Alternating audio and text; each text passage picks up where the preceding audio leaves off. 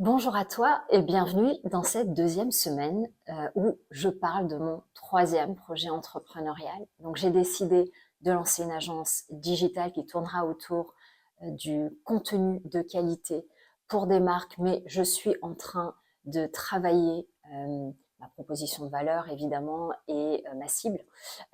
Pour l'heure, je vais te raconter où j'en suis. Alors n'hésite pas à me partager tes réactions, tes opinions, peut-être le projet sur lequel tu travailles, à me poser tes questions en commentaire et bien sûr à t'abonner pour voir la suite de l'histoire, si toutefois ça t'intéresse. En tout cas, depuis quelques années, j'aide les entrepreneurs à développer leur activité. C'est vrai que j'ai appris énormément, je continue à apprendre énormément. Et puis, tu le sais peut-être, j'ai une agence événementielle à Hong Kong et un organisme de formation et de coaching en business qui, depuis 2 ans maintenant, se développe à l'international. Donc, j'ai quelques clés à partager avec toi. Une chose importante, c'est savoir que, en fait, à la base, je suis journaliste de métier à la base, et pourquoi j'ai voulu être entrepreneur, finalement, c'était plus pour sortir du salariat parce que je ne m'y sentais pas toujours très à l'aise. Surtout, les horaires me dérangeaient un petit peu, le fait devoir toujours être à l'heure, le matin, le soir, enfin, d'être un petit peu bloqué dans une structure qui me correspondait pas forcément. Puis c'est vrai que quand on commence à avoir des enfants, une famille, ou envie juste d'avoir plus de 5 semaines de vacances par an, c'est vrai que bon, j'avais envie d'un autre modèle pour moi, donc c'est pour ça que j'ai laissé mes jobs et que je suis plutôt partie dans l'entrepreneuriat. Par contre, souvent, et c'est ce que font 90% des entrepreneurs, c'est-à-dire qu'on quitte un job pour retrouver un job finalement. C'est-à-dire que la structure est plutôt n'est pas au service de notre vie, mais on est au service de la structure parce que c'est nous qui délivrons, qui faisons tout.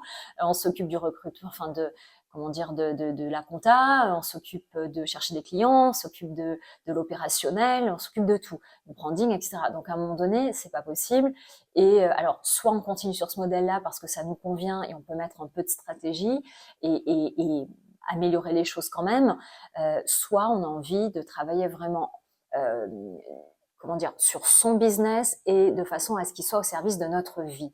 Et c'est l'intention que j'ai aujourd'hui, c'est-à-dire que jusque-là, c'était plutôt entre les deux, on va dire, mais j'ai vraiment envie de pouvoir entièrement déléguer la structure d'ici finalement le plus tôt possible. Donc, j'essaie de faire les choses aujourd'hui différemment d'avant. C'est-à-dire que j'ai décidé de tout documenter, de mettre en place tous les systèmes pour que demain, je puisse entièrement déléguer les choses.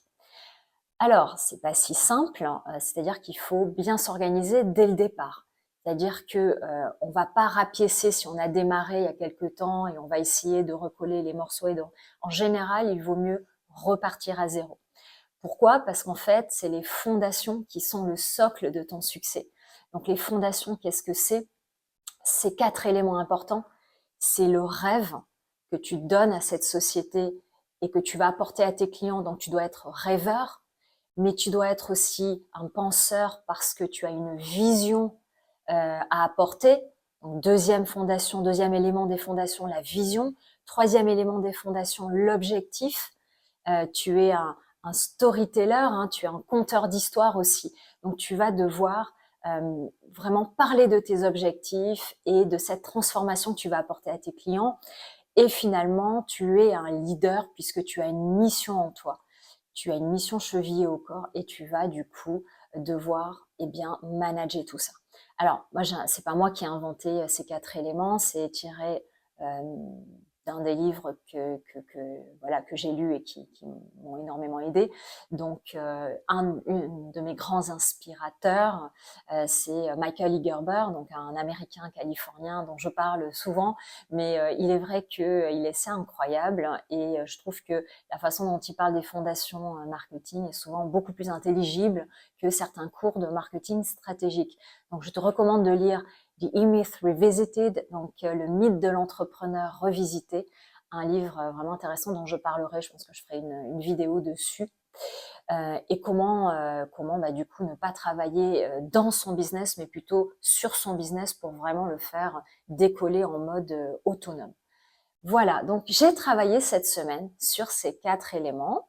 Donc ce que j'ai fait, c'est que j'ai tout simplement utiliser Canva pour commencer à écrire toute une documentation autour de cela. Donc, eh bien, il s'agissait tout simplement de décrire le rêve, ce que je veux apporter aux entreprises, quels résultats je veux qu'elles atteignent, également de la vision, quelle est ma vision au sens large du terme.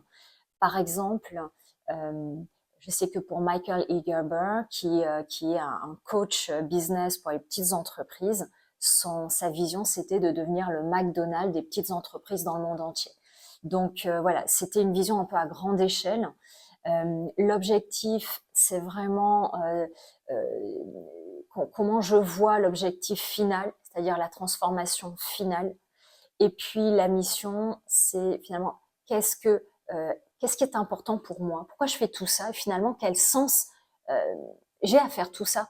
Et ça, c'est un point vraiment important, le sens qu'on met à l'intérieur d'un projet, parce qu'au final, un projet prend toujours quelques années avant de passer vraiment à une certaine ampleur. Et si tu n'as pas un sens très clair et que tu n'as pas en toi, comment dire, réfléchi à la question du sens derrière ton projet, souvent il va finir par s'étioler. Et c'est pour ça qu'on parle de fondation, parce que derrière, on ne fait pas un projet, on ne lance pas un business juste pour l'argent. C'est-à-dire qu'à un moment donné, ton driver, il doit être ailleurs. Avoir de l'argent, c'est très bien, je le souhaite à tout le monde. Avoir le sens, un sens vraiment qui te fait te lever le matin et qui te, voilà, je fais tout ça pour quelqu'un, pour que ça lui apporte ça et que moi, ça m'apporte ça sur un plan plus philosophique ou intellectuel, je trouve que ça a tout de suite une autre dimension.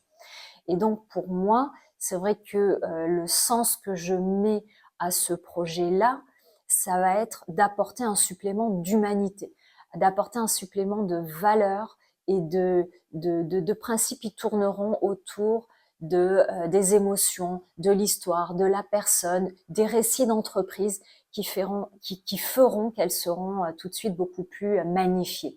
Et ça, c'est pour moi important, c'est d'apporter, voilà, ça a beaucoup plus de sens, surtout à l'époque de l'IA où on ne parle que d'IA. J'ai envie de remettre un petit peu l'humain au centre des contenus qu'on voit sur les réseaux. Voilà, donc quel est le sens de ta mission? C'est vraiment important. Quel est le sens de ton projet? Est-ce que tu as beaucoup réfléchi? Je pense que l'entrepreneuriat, c'est le développement personnel par définition. C'est-à-dire que c'est vraiment... on ne réussira pas un projet si on n'a pas mis à plat, finalement, ses besoins, ses envies, sa vision à long terme, ce qu'on souhaite à long terme. Donc, c'est pour ça aussi que je trouve l'entrepreneuriat génial, c'est qu'il nous force à vraiment nous regarder dans un miroir et à savoir ce qu'on veut. Et pour cela, je dis que c'est bien chouette. Voilà, je voulais partager avec toi du coup les 4 éléments sur lesquels j'avais travaillé. Dis-moi où tu en es au niveau des fondations. Et puis, je te dis à la semaine prochaine.